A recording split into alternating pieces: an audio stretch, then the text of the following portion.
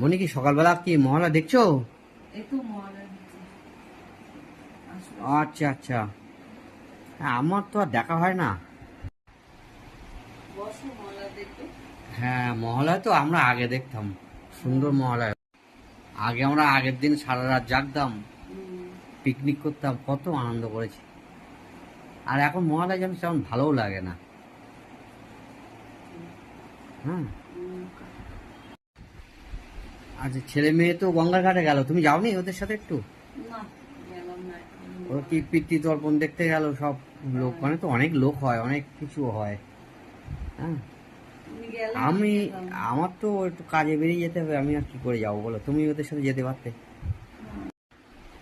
আচ্ছা ঠিক আছে, তুমি তাহলে মহলায় দেখো।